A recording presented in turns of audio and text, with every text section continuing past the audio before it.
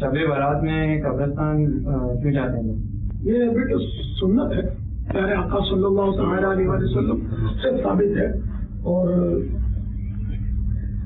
یہ ایک آقا کا مہینہ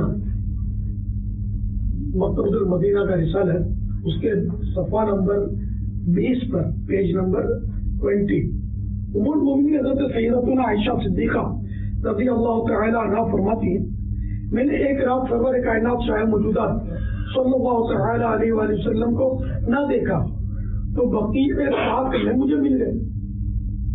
آپ صلی اللہ تعالی علیہ وآلہ وسلم نے مجھ سے فرمایا، کیا تمہیں اس بات کا ڈر تھا کہ اللہ عز و جل اور اس کا رسول صلی اللہ تعالی علیہ وآلہ وسلم تمہاری حق تلفی کریں گے؟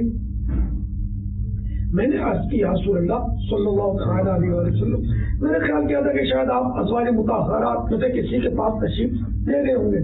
تو فرمایا، بے شک اللہ تعالی شعبان کی 15ویں رات آسمان دنیا پر تجلی فرماتا ہے، بس قبیلہ بنی کلب کی بکریوں کے بالوں سے بھی زیادہ گناہ گاروں کو بخش دیتا ہے۔ سبحان اللہ۔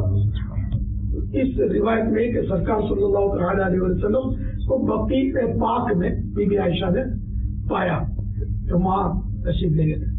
تو قبرستان جانا ویسے مستحب ہے، شب برات میں قبروں کی زیارت کے لیے جانا چاہیے، اچھی بات ہے۔